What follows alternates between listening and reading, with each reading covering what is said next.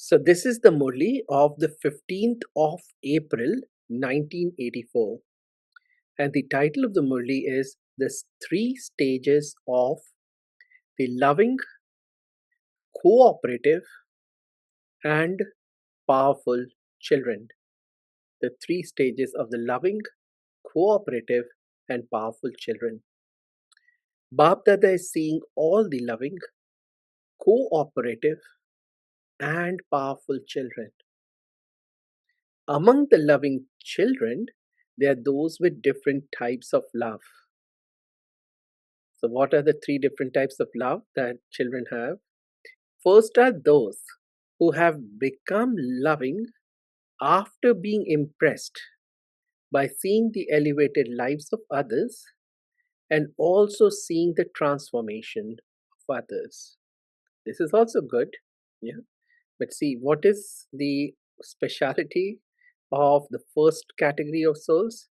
That they are those who have become loving after being impressed by seeing the elevated lives of others and also seeing the transformation of others. Second are those who become loving after having even a touch of the experience of one or another virtue, whether it is happiness or peace. Third are the loving souls who experience the company, that is the gathering, and also the support of the pure souls. And fourth are the souls who love God. Period. So all are loving, but their love is number wise. So the highest form of love would be just love for one Babhak, love for God, and then everything comes in that. A truly loving soul is one who becomes loving through knowing the Father accurately. In the same way, among the cooperative souls, there are also different types of cooperative souls. First are those who are cooperative according to the sanskars of devotion. They are the ones who become cooperative with the attraction of thinking that these things here are good, that this is a good place, that these people have a good life, that they will receive fruit by doing something for a good place. That is, they become cooperative by using a little bit of your body, mind, and wealth. Now, second category. The second are those who become cooperative on the basis of some attainment through imbibing knowledge and yoga. Yeah, so you see, second category is better than the first. Just like in those categories of love, the fourth is the highest, then the third, then the second, and then the first. So third for the cooperative. Third are those who belong to the one Father and none other. There is just the one Father and just the one place for all attainments. The Father's task is my task. In this way, they consider this to be their Father, their home, their task, their elevated godly task, and are constantly cooperative. So there is a difference. Everybody getting this so far? So for the loving souls, we had 4 categories. For the cooperative souls, we have 3 categories. Now, similarly, there are also the powerful souls. In this too, there are those with different stages. Simply on the basis of the knowledge of, I am a soul who is an embodiment of power, I am a child of the Almighty Authority Father, they try to remain stable in a powerful stage. However, it is just up to the level of them knowing. For the time they have these points of knowledge in their awareness, for the time that they have a powerful point, they become powerful for that short time, but as soon as they forget the point, they lose their power. So it's very temporary that they experience power, just for a temporary period of time. That they experience power. So the slightest influence of Maya makes them forget knowledge and makes them powerless. So this is a lower category. Second are those who churn knowledge, speak about knowledge, and relate powerful things to others. And because of receiving the fruit of service at that time, they've even experienced themselves to be powerful. However, that is only whilst they are thinking about it or speaking about it, not all the time. First is their stage of thinking, and second, their stage of speaking about it. So, first is their stage of thinking, and second, their stage of speaking about it. But third is the top category, top level. Third are those who are constantly powerful souls. They don't just think or speak about this, but they become embodiments of a master almighty authority. Yeah, they don't just think about being powerful or speak about powerful things, but they become embodiments of a master almighty authority. To become an embodiment means to become powerful. Their every step and every act is automatically powerful. They're embodiments of awareness, and this is why they constantly have a powerful stage. Powerful souls would constantly experience themselves to be combined with the Father, the Almighty Authority, and also constantly experience the hand of Srimat as a canopy of protection. Because of constantly having a right to the key of determination, powerful souls would experience themselves to be masters of the treasures of success. I'll repeat. Because of constantly having a right to the key of determination, powerful souls would experience themselves to be masters of the treasures of success. Such souls constantly swing in the swing of all attainments. Yeah, that's why they'll be constantly happy, constantly contented. So such souls constantly swing in the swing of all attainments. They constantly sing songs in their minds of their elevated fortune because they are constantly spiritually intoxicated. They easily remain beyond the attraction of the old world because they are constantly spiritually intoxicated. They easily remain beyond the attraction of the old world. They don't have to labor. Every act and word of powerful souls automatically enables service to continue to happen because their self transformation and world transformation is powerful. They constantly experience success to be guaranteed. They always have this experience. Yeah, when we are listening to all this, we feel as if we are not there, right? We are very far away from that stage. But Baba is informing us of these stages so that we too can aspire to climb up those stages. Think of this as the rungs of a ladder or steps of a staircase. So we are going up. We have to go up little bit every day. And one day we'll be at this top level where we are so powerful on a constant basis that we will be able to bring about all the transformation we want in the world around us. Yeah, so they do not have even the slightest thought of what should I do? मैं क्या करूं? That helplessness feeling, that feeling of becoming a victim. अब और क्या करूं? कितना करूं? मैंने तो कर दिया ना, right? We say that all the time. What will happen about any task? They constantly have the garland of success in their lives. I am victorious. I'm part of the rosary of victory. They automatically and constantly have the firm faith victory is my birthright. Do you understand? Now ask yourself, who am I? The powerful souls are in minority. So there are very few of us, few Baba's children, who are truly in that highest stage of being constantly powerful. So the majority is of the different varieties of loving and cooperative souls. See, one is loving, the next is cooperative, and the third is powerful souls. Now, in loving, there are four stages. In cooperative, there are three stages. And then becoming powerful, that too has three stages. So we have a long ways to go. So, what will you do now? Become powerful.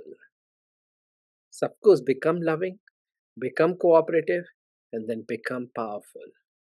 Experience the elevated happiness of the conference age. Yeah, the conference age is so amazing. Every day we meet with God. We spend time with God throughout the day. We eat with Him, we sit with Him, we walk with Him, we go to work with Him, we drive with Him, we go shopping with Him, and then we go to sleep with Him. What can be more amazing than this? What can be a better life than this? So experience the elevated happiness of the conference age. Do you understand? Baba is asking. Don't just become those who know about it, become those who achieve it. Don't just become those who know about it, become those who achieve it. I love the last sentence of every Murli. Deep sentence every time. A true punchline. Acha. You have come to your home and the father's home. Bapdada is pleased to see that you have arrived here. You are also very happy, are you not? Yeah, this is, you know, for those souls who were there in front of Bapdada in Madhuban. But we all come together to the center and we feel good about it. So, this is also, in a way, Father's home, God's home. Every center is God's home. So, you come here, yeah, you experience the peace here, you feel happy. Let this happiness constantly remain not just in Madhuban, but let it remain with you throughout the confluence age. The Father is also pleased when the children are happy.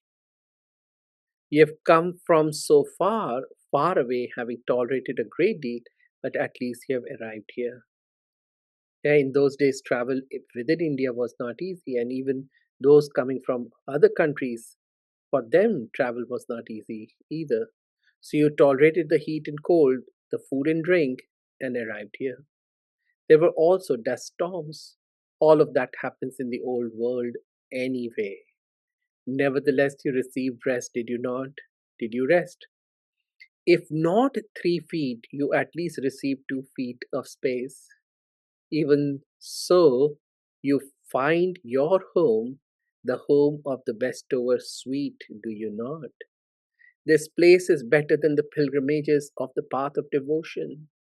You have come under the canopy of protection. You have come under the sustenance of love. Yeah, coming to Baba, especially when we go to Madhuban, but any Baba's home, you have you. How do you feel? You feel as if you have come under the canopy of protection. You have come under the sustenance of love. To reach the elevated land of this yajna, to have a right to the prasad of the yajna, has such importance. One grain has a lot of value. You know all of this, do you not? When you go to Madhuban, you go at any time of the day or night, there'll always be food.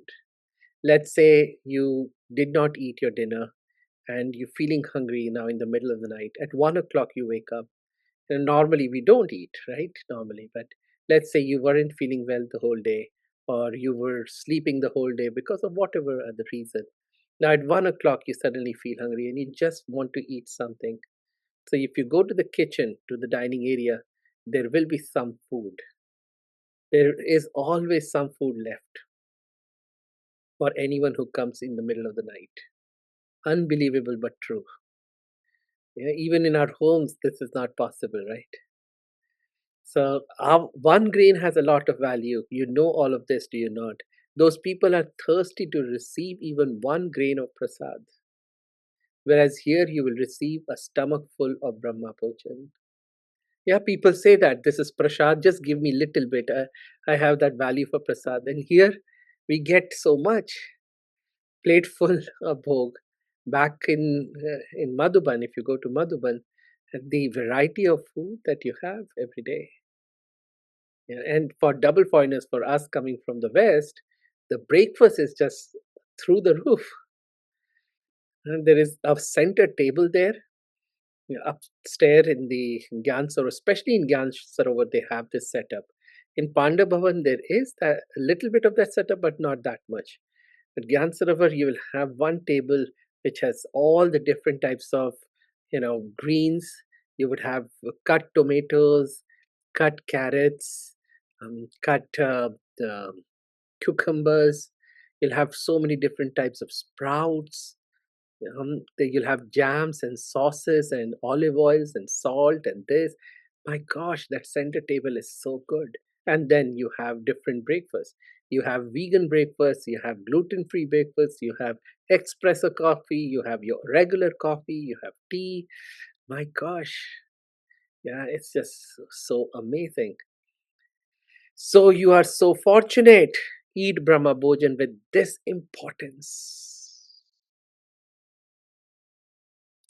From the beginning, the teachers had emphasized so much about Brahma Bhojan that every time we take Brahma Bhojan, we have deep sense of gratitude. Baba, thank you for this Brahma Bhojan. It is so healing for the body, healing for the soul. So eat Brahma Bhojan with this importance, and your mind will become great for all time. Acha, this time the maximum number is from Punjab. Why have such a great number of people come running here? So many have never come before. You have all become conscious now. Even so, Bapdada sees an elevated speciality in Punjab of how they give a lot of importance to spiritual gatherings and Amrit Vela. In Punjab, they have these Prabhat fairies, right? And they have these satsangs quite a bit. So they even come for Amrit Vela barefoot. Babdada sees the children of Punjab as those with the greatness of knowing the importance of Amrit Vela. Punjab residents are those who are constantly colored with the spiritual color of the company. So I know Baba is addressing the souls who had come from Punjab, but think it as if Baba is speaking to you. So you are also from Punjab for a moment. Think that. So you are one of those who is constantly colored with the spiritual color of God's company. They are those who constantly stay in the company of the truth. So take it upon yourself like this. You are those. I am the one who is constantly in the company of the truth. You are like that, are you not? Do all of those from Punjab become powerful at Amrit Vela and celebrate a meeting? Those of you from Punjab are not lazy about Amrit Vela, do you? You don't nod off, do you? Therefore, remember the speciality of Punjab. Acha. And so I will read the salutations to the loving souls. Remember, loving, cooperative, powerful souls. To the loving souls who remain constantly in love with the One Father. To the loving souls who remain constantly in love with the One Father. To the cooperative souls in God's task at every step. Baba, how can I help you? That should be the thought. To the elevated souls who are constantly embodiments of power. To the elevated souls who are constantly embodiments of power. To the victorious children who constantly experience the rights of victory. Bapdada's love, remembrance, and namaste. So we, spiritual children, say namaste to the spiritual Father.